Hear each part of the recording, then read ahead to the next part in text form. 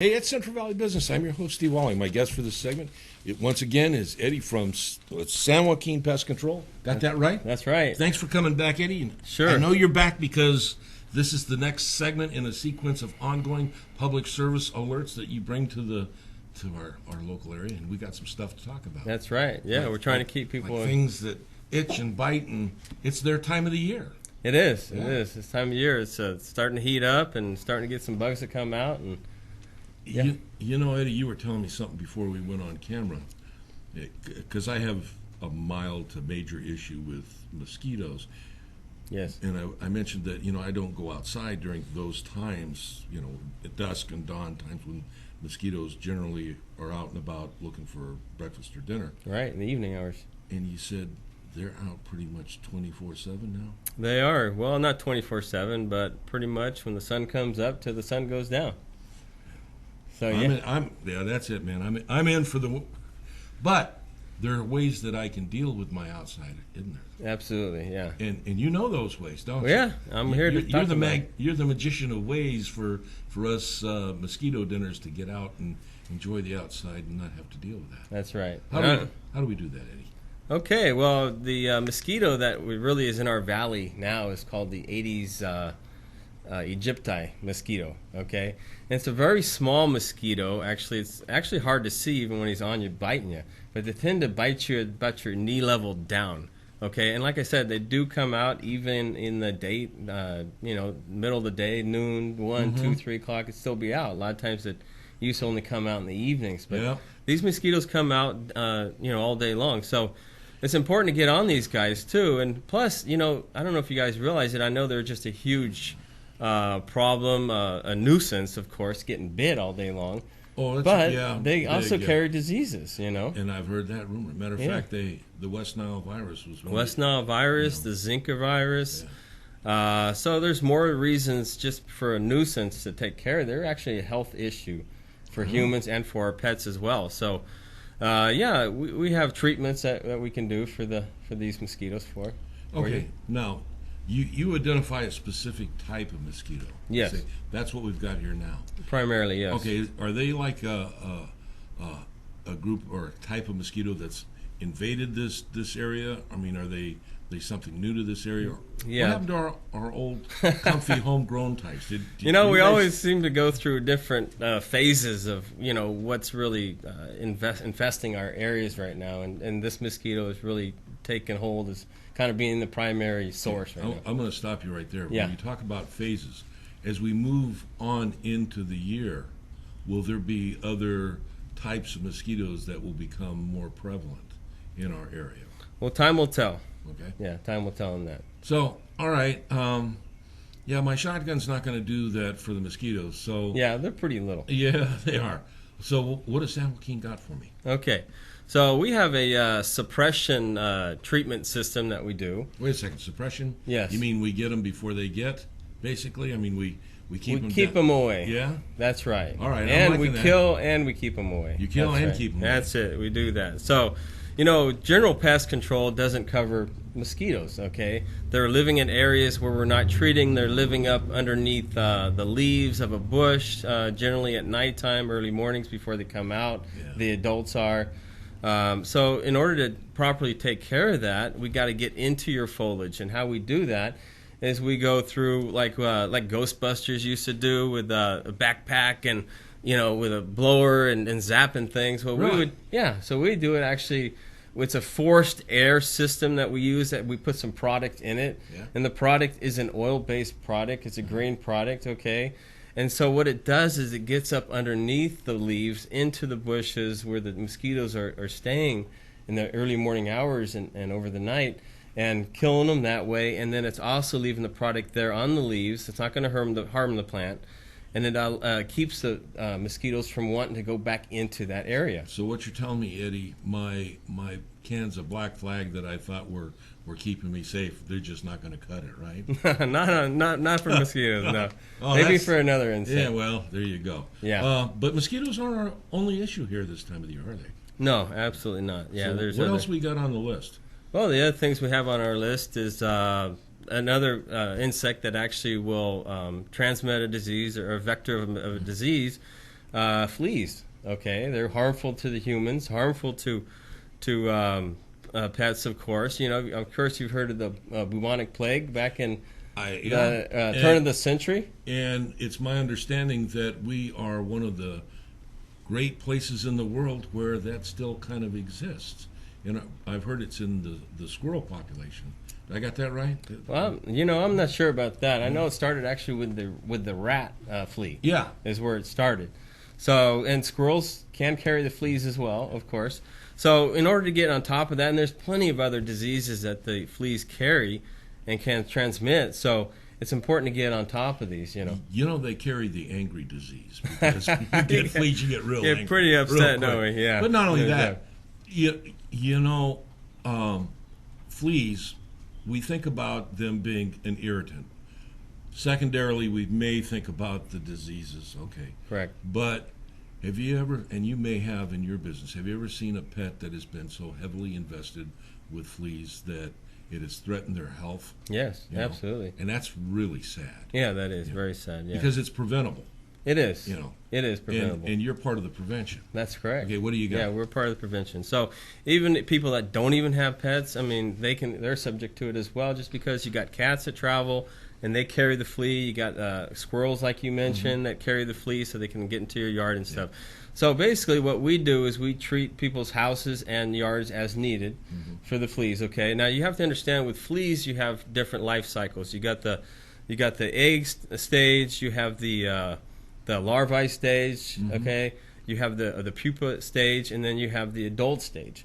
And in order to really attack fleas properly, you have to understand their stages and treat them properly at their stages. Because your basic product is a lot of times not going to penetrate that egg stage. It's protected. And the fleas just aren't nice enough to be in one stage universally at a time, right? You've got all stages going on at the time. Exactly. So you got to dust all areas, right? Yeah, that's exactly right. And even the pupa stage, I mean, they can be in that stage for a 20-week period of time before they move into the adult stage. So, I mean, it's just understanding these stages and how to work with them properly and how to use the proper product. And Eddie, the good thing about this is I can let you understand all that.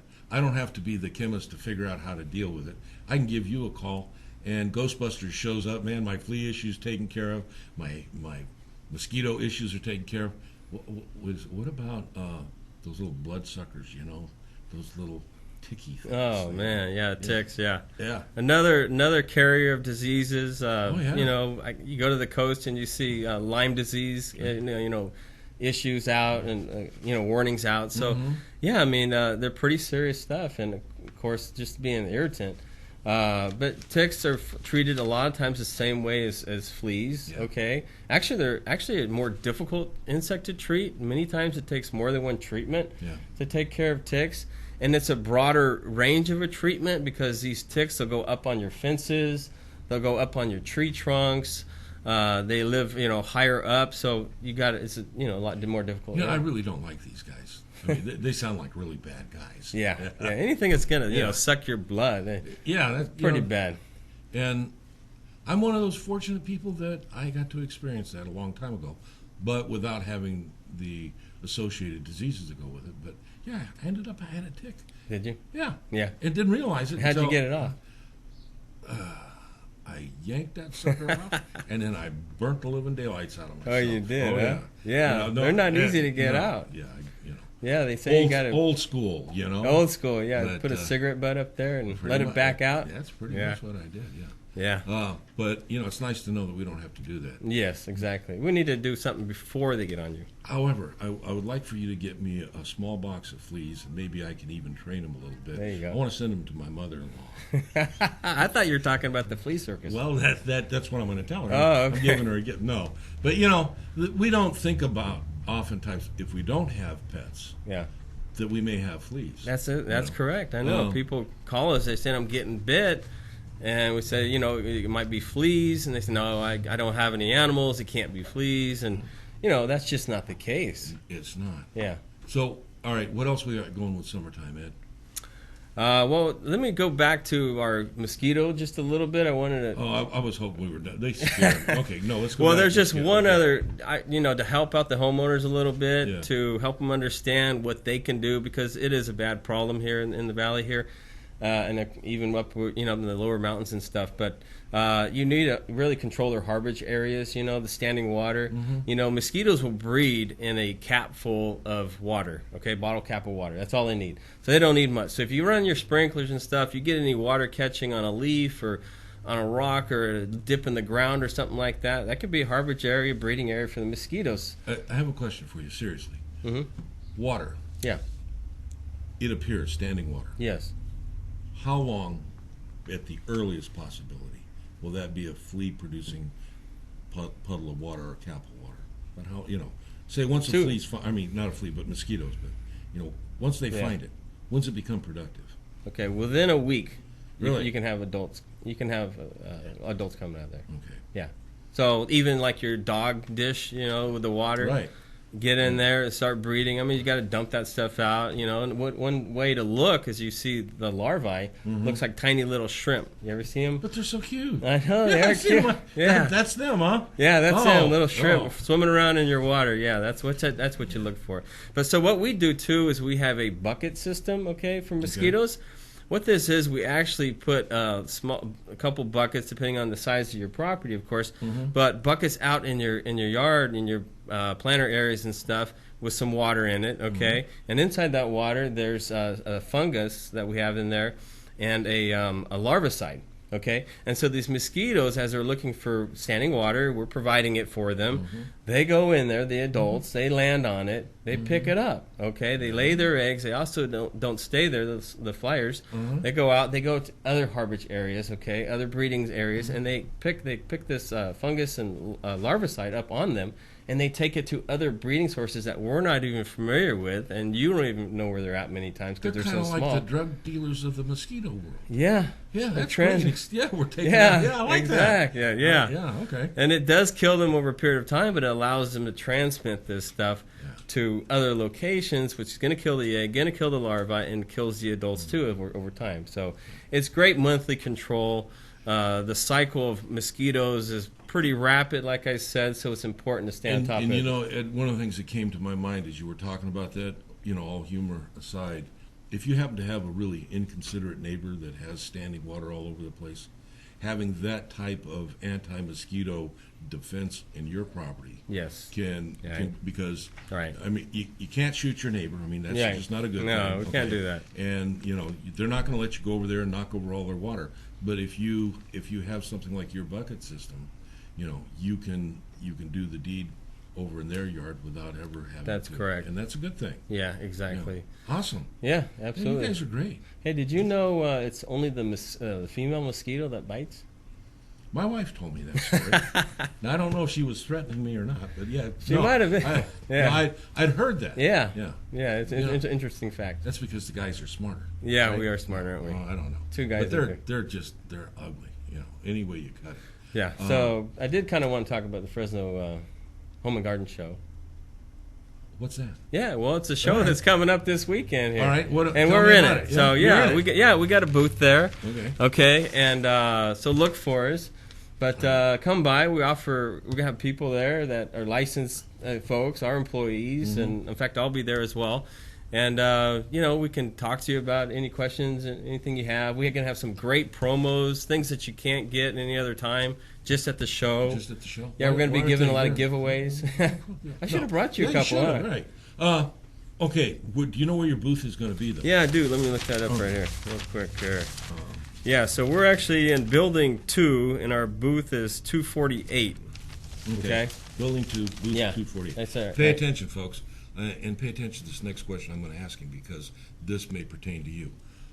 What kinds of property do you provide protection for? If I've got 3 acres, can we kind of cover 3 acres, or are we only looking at maybe, seriously considering an acre, or are we just in the tract homes? Where is it that San Joaquin Pest Control does their work? Right. That's a great question. Pretty much I would say your living areas, okay? Okay. I mean, if you got a large piece of property and it's not your living area, it's not your yard, then we're gonna take care. We've taken care of many very large yards, with squirrel control, with even with the mosquitoes, like you say, the buckets and Right, we can treat the whole area. Large areas, that bucket thing sounds good. Yeah. I'm liking the bucket. But you guys also, your company also takes care of, and you mentioned it just in passing, various types of other things than insects. Right. Rodent control, for Right. example. Yeah. I've got a question for you. Sure. And, I don't know that bats cause a problem, but does your company do, like bat? We will. Yeah, We'll do yeah. some even bat control, because what we do with that is exclusion, pretty much. I mean, Okay. netting off a property, finding out their harborage areas, where they're at, and then taking care of that area with either some screening, some netting. We do that with birds, of course, pigeons. So, in fact, at the show, we'll have an example. Birds and pigeons, yeah.